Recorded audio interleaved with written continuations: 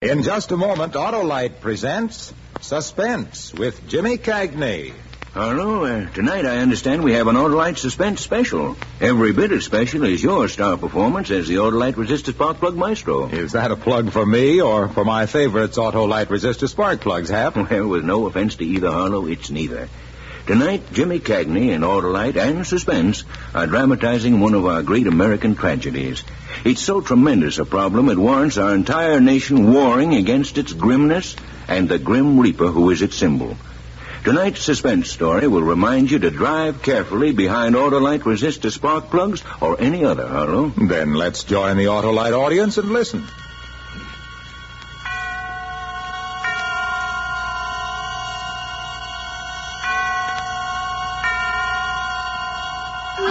Suspense.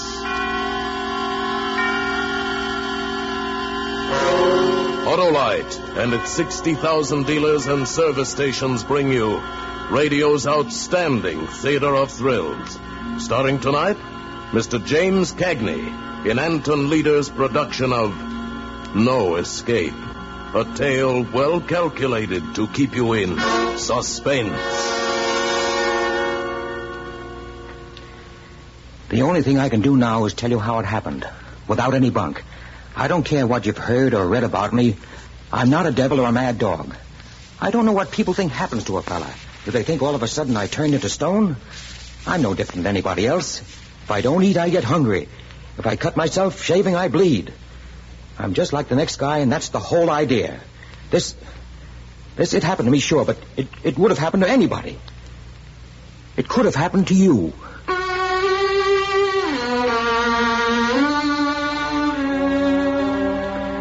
It was supposed to have been one of them days you circle on the calendar with a red pencil. You see, with a little town like ours, 23 miles from the big city, right on the main highway, we get the speed artists going both ways. Yeah, and every couple of days they manage to leave something behind to remember them by. Like a kid with a broken back or, well, you get the idea. So a couple of years ago, the Chamber of Commerce started a safety campaign to name the safest driver of the year. Something to kind of keep the guys on their toes. And this year, the fellow they chose for the award was yours truly. And tonight was the big doings with a few well-chosen words from me, a lad who was a public speaker, was a wonderful bus driver. I got to the house a little after 6. Teddy, my kid brother, was just leaving.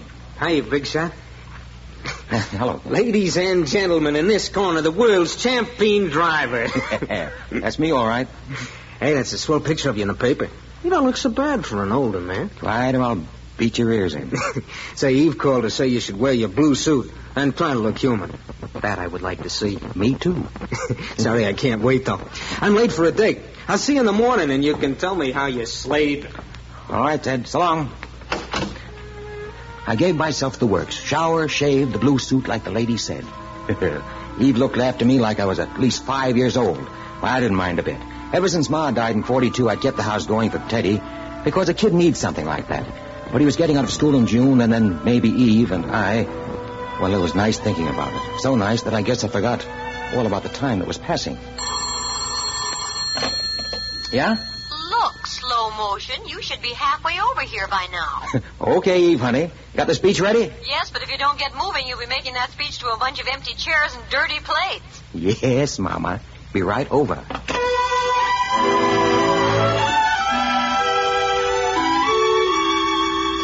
Eve lived outside of town. I'd really have to step on it to pick her up and spend some time rehearsing the speech, and then get to the high school auditorium by 8. I got into the car, and I decided to take the canyon road through the hills where there wasn't any traffic. I could make better time that way. Now, wait just a second. Let me get my thoughts together. I got to get this part exactly right.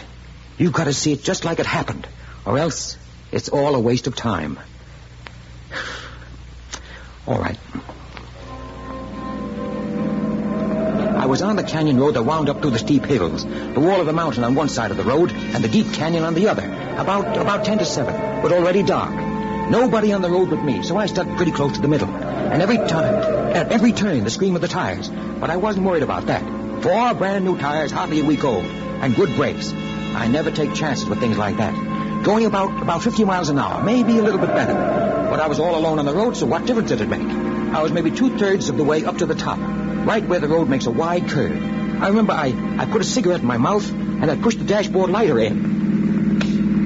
heard the lighter click, and I started reaching for it. And then a pair of headlights blazing out of nowhere.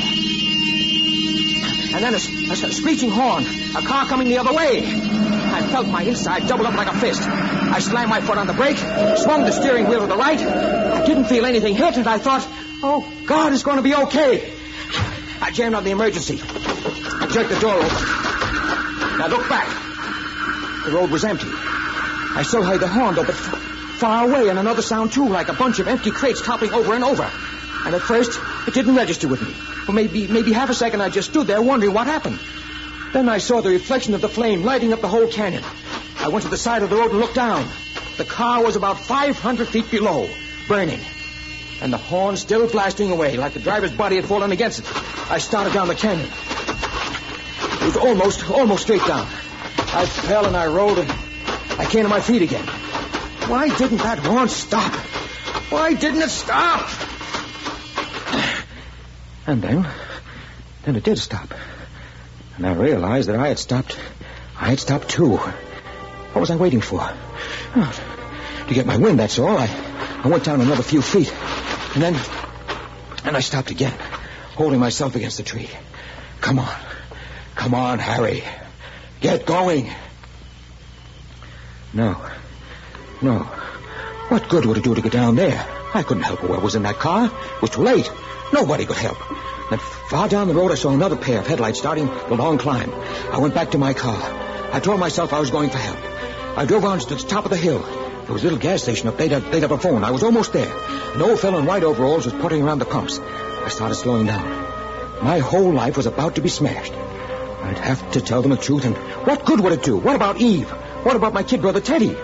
What's more important than a man's own family? I'd reached the gravel driveway, the gas station. The old guy heard me coming and started straightening up. No. I swung back onto the highway and pushed the accelerators to the floor.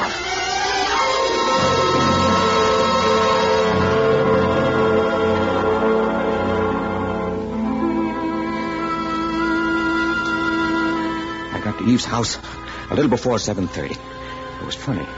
I thought I was okay until I reached for the door handle. And then my fingers seemed to go dead, and my heart started going a mile a minute. Harry? Is that you? That's me. Sorry I'm late, Eve. Well, where in heaven's name have you been? Honestly, if you aren't the most aggravating... Harry Graham. What? Huh? Look at you. You look like you've been run through a threshing machine. Yeah, I know. Let's go in and out. I'll clean up a little. Well, what in the world happened? I had a flat tire. I had to change it on the road. Flat tire? Oh, fine. All right, wait right here. I'll get the whisk broom. Of all things to happen tonight. All right. Happen. Lay you up, will you? Harry. Oh, I'm sorry. Well, don't just stand there. While I'm doing this, take your comb out and start combing your hair. Took my comb out and turned toward the hall mirror. Funny. I didn't look any different than yesterday or the day before that. I was still Harry Graham. After he finished with me, we went back to the car. Get in. I tell you what, you're so upset anyhow. Why don't you let me drive into town? Okay, if you want to. See, now, I turn left at the next block, don't I, for the Canyon Road? Canyon Road? Yes, we can save some time going that way. No. Huh? No, I don't want to go to Canyon Road. I want you to go the regular way. Well, we're going to be late. Do what I tell you. I'll drive the car myself. But, Harry, we always... Do what I tell you, Eve. All right. I'll have to bite my head off. What have you got against Canyon Road? It's too dangerous at night. Well, all I've got to say is that when they picked you for the safest driver of the year, Harry Graham, they really hit the jackpot. We got to the high school auditorium just a couple of minutes late. But as it turned out, we weren't the only ones late. When we got to the main table, I saw that the chair next to mine was empty. Police Chief Blake, who was supposed to introduce me for my speech, hadn't showed up yet. Then when the dinner was ended, Chief Blake came through the door. And he looked awful. He went over to the chairman of the meeting and whispered something, pointing at me. And then he started for me, and I thought my heart would quit beating. I was looking for a way to escape, maybe when... Hello, Harry. Hello, Chief. Hello. Folks, please. I'm sorry I'm so late. I've just come from Canyon Road. Another terrible accident. Car went over the canyon, 4 people killed and burned. We still haven't gotten them out of the wreckage. It looks like they were forced off the road. Another dirty hit-and-run case. My boys are up there now looking for traces of this other car. I don't have to tell you that we're going to keep on looking till we find out who it was. That's why I had one of my boys bring me back to town here to this meeting tonight. Because now it's even more important to let a fellow like our friend Harry Graham here know we appreciate his good work and wish to the saints there were more like him. Yes, after what I just saw on Canyon Road, I'm really proud of Harry Graham.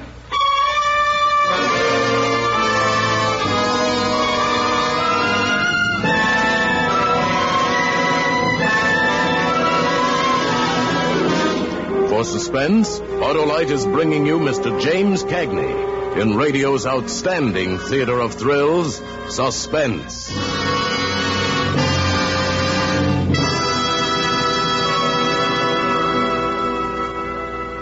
Hap, this show hits with the zing of a set of Autolite resistor spark plugs. It gets me right between the optics. Arnold, I've been doing a little research. Yes? The frigid facts on faulty driving should dispel the optical illusions of any automobile driver foolish enough to relax his vigilance for one single moment. Every 30 seconds, a man, woman, or child is injured on our streets or highways. This year, 32,300 people are doomed to death. By Cornelius Hap, I never stopped to realize. You know, Harlow, it takes 10 seconds and 336 feet to stop a car traveling at 60 miles an hour. That's why brains are more important than brakes. Why the man behind the wheel should beware of the speed at which he's driving. Why safe and sane are synonymous words to drivers who value their fellows' lives as well as their own. In other words, Hap, just because Autolite resistor spark plugs give your car more pep, don't try to use all of it, eh? Exactly, Harlow. But there's more. The Good Samaritan is the gracious guy or gal who not only knows and keeps the rules of the road, but also keeps his temper in his head when some bungling Benny gives him the road hog treatment. Yes, Hap, it's sad but true that one right way to wrong driving is to always demand your highway rights.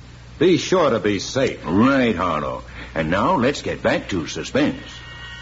And now, Autolite brings back to our Hollywood soundstage Mr. James Cagney as Harry in No Escape. A tale well calculated to keep you in suspense. I had to keep my eyes on the table. I couldn't even look at the chief as he stood there praising me. All I could see was that burning wreck at the foot of the cliff, and all I could hear was that awful horn blowing. I had to bite my lips to keep from screaming, I did it. Harry. Harry. What? Oh, what? Open your feet, son. We'd like to hear a few words from you. Look, Chief, folks, I don't think anybody wants to listen to me tonight. Please, let's forget it. No, Harry? Now more than ever, we should hear what a fellow like you has to say. Come on, Harry. But listen.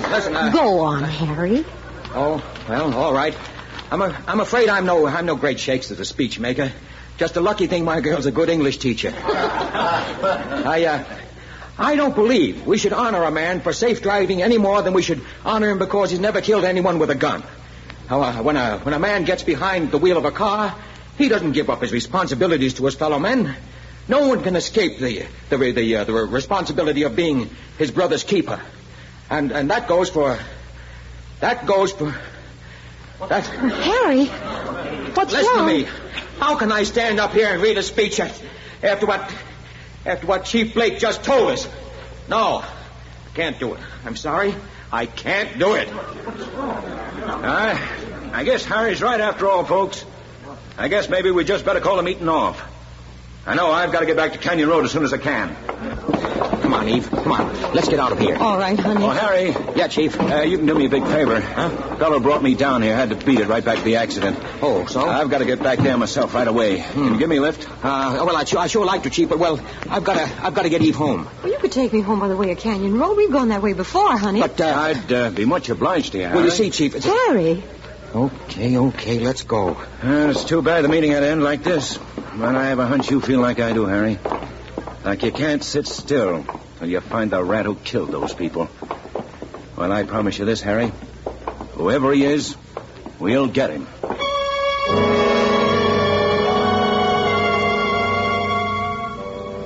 Yeah. Wasn't that one for the book? Less than 2 hours after my accident with the other car going over into the canyon, I was back on Canyon Road. Only this time with Eve sitting behind me and the chief of police in back. Harry, if you don't mind, could you step on it a little bit? I promise you I won't give you a ticket. Okay, Chief. Honey, push the lighter in, will you? Lighter? For my cigarette. Oh, sure. This speed better, Chief? Fine. Harry hates this road. I wanted him to take it earlier tonight. That's all right if you got good tires. Oh, you don't have to worry about that. Had 4 brand new ones put on just last week. Oh, here's your light, Eve. Eve. Huh? Oh. Thanks. Her voice didn't sound right. And then I remembered. When I picked her up tonight, I told the reason I was so messed up was that I'd had to change a tire. She was thinking about that now. I knew she was, trying to figure out why I'd lied to her. Nobody said anything after that. When we reached the part of the road just before it made the big bend, I started slowing down. I hope I got you here quick enough, Chief. Yeah, you did fine. Is this where it was? Yeah, just around this bend. Yeah, that's right. But how did... Huh? Nothing.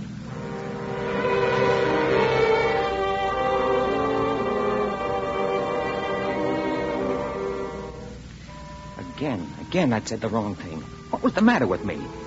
How was I supposed to know that accident was around the bend? I was cutting my own throat, but now I'd made the turn, and there was the red flag burning on the road, and a big crash truck at the edge of the canyon, and police cars blocking the highway. Just pull over the side, Harry. Okay. Now, they're coming down there, Fraser. Hold on, Chief. You're ready to start bringing them up soon. That's a walkie-talkie he's working with? Yeah. Keeps contact with the men down the canyon. Say, Harry, why don't you come along with me and really see how we work here? Oh, thanks, but I've got to get Yvonne home. The school teacher's got to get up early. Isn't that right, baby? I don't mind waiting if you'd like to stay. Huh? Yeah, come along, Harry. But, I don't mind waiting, Harry.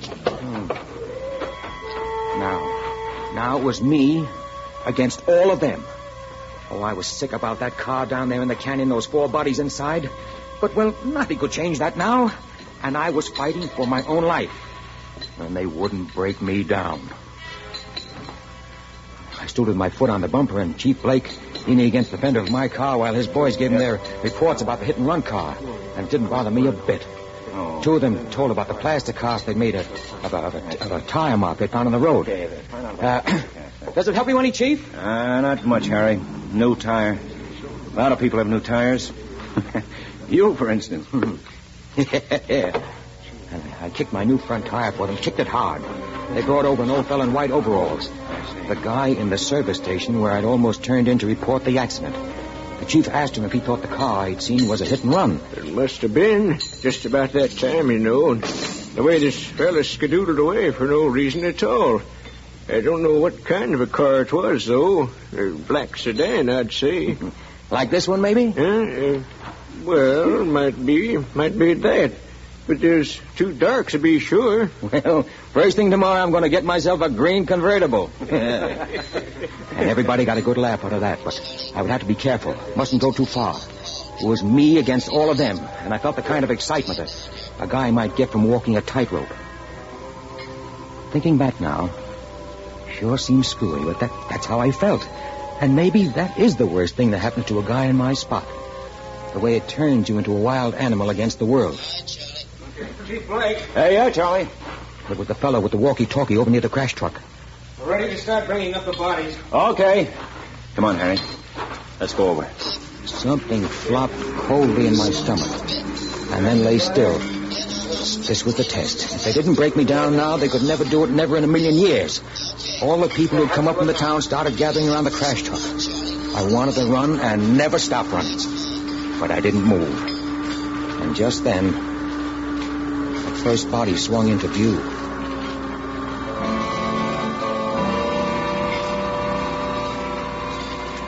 And you could hear everyone in the crowd suck in his breath. And I bit down hard on my lip till I tasted blood. A brown blanket wrapped neatly around something, and then the bundle rested on the ground.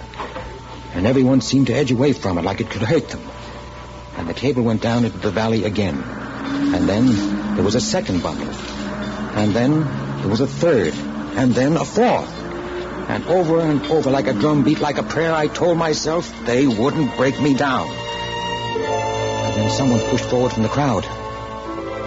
Joe Mandel, the little tailor. He seemed shy and embarrassed, as though he had no business being here.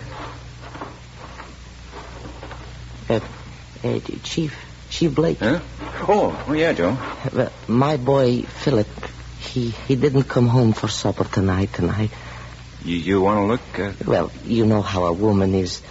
Rose will feel better if I tell her, okay, I looked and it wasn't... Well, you know. Oh, all right, Joe. Doesn't hurt none. Thank you.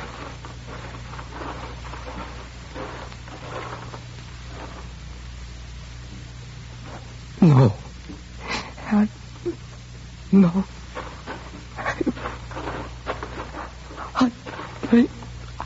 I'd better go back to my house. Sorry, Joe. Wait a minute. Yes? Do you know who Phil was going to be with tonight? His best friend was Mike Roebuck. They were always together. The Goldust twins, everybody called them. Thanks, Joe. Excuse me, Chief. I must go to Rose now. Fraser! Yes, Chief. Get back to town. Go over the Roebucks. Don't tell them anything is wrong. Just see if Mike's home. Okay.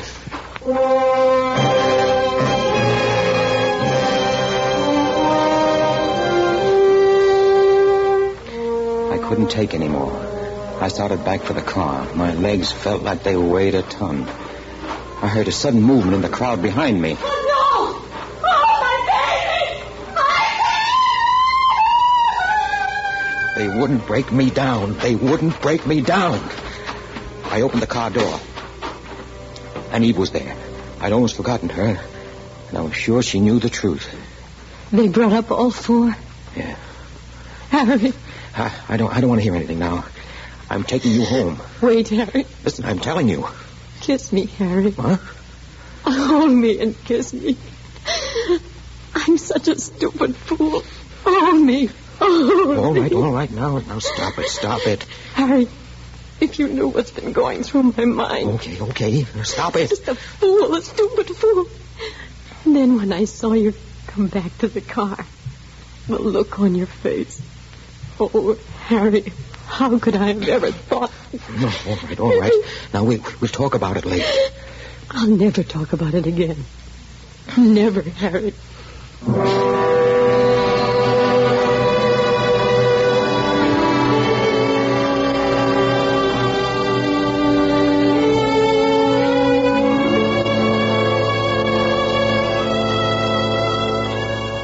So, it was all over with.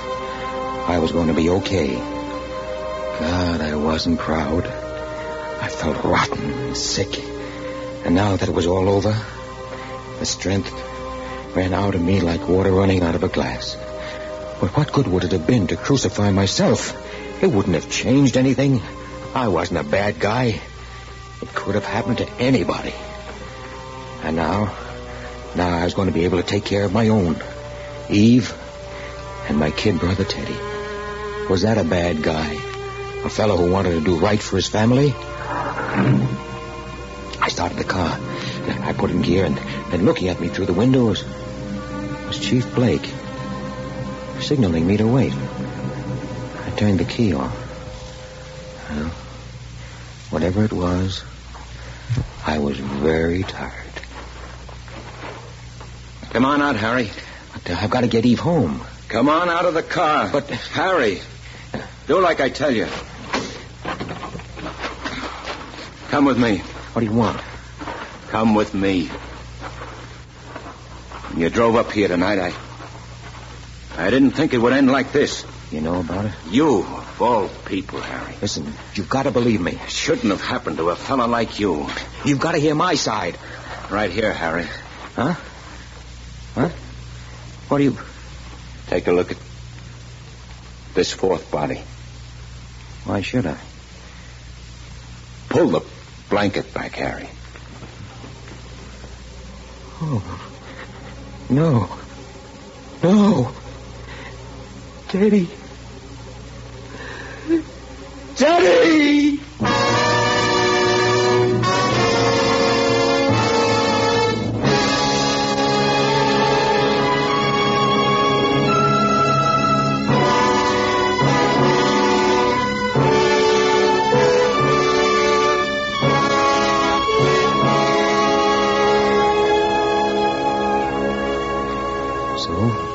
That's it. The whole works. I don't care what you heard or read in the papers. That's the story, just like it happened. No bunk. And thinking back, I guess I kind of hit the nail on the head in that speech that I made that night. You know, that part about no man can ever escape the responsibility of being his brother's keeper.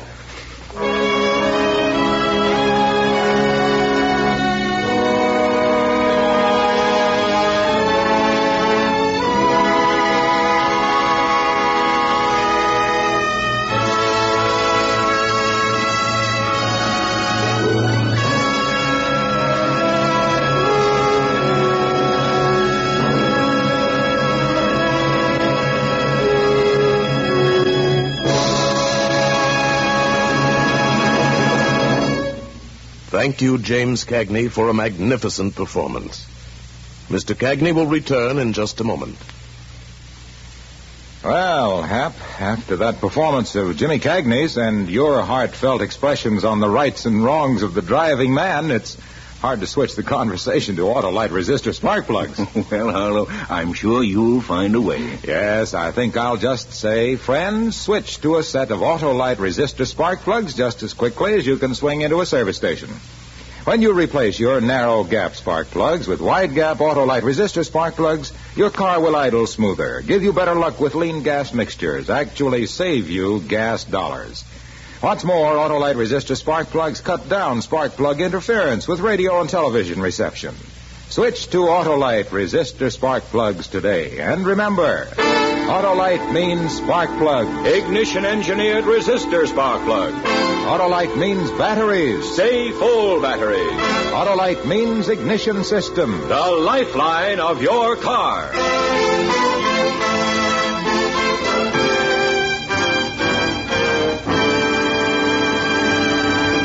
And now here again is Mr. James Cagney. It's always a pleasure to appear on Suspense, but I was especially pleased when Tony Leader asked me to do tonight's story. That's because I feel strongly about the kind of thing that happened to Harry Graham. I believe that any person who gets behind the wheel of a car assumes a great responsibility to himself, to his family, to his fellow men. That one moment of carelessness or recklessness or drunkenness can mean a lifetime of pain and misery for someone. And it might be you or me. Yes, when you're driving an automobile, we are our brother's keepers. Over the holiday season and all the time, drive carefully. Next week on radio's outstanding theater of thrills, Herbert Marshall will appear in a story with a Christmas atmosphere. Another study in Suspense. James Cagney is now appearing in the photoplay of William Saroyan's prize stage hit, The Time of Your Life. Copies of tonight's suspense play, No Escape, by Larry Marcus, will be available for educational use by groups interested in highway safety. They may be obtained by writing Suspense, the Columbia Broadcasting System, Hollywood, California. Music was composed by Lucian Morawek and conducted by Lud Gluskin. The entire production was under the direction of Anton M. Leader. In the coming weeks, Suspense will present such stars as Ronald Coleman, Robert Montgomery, Dana Andrews, and Frank Sinatra. Make it a point to listen each Thursday to Suspense, radio's outstanding theater of thrills. And next Thursday, same time, hear Herbert Marshall.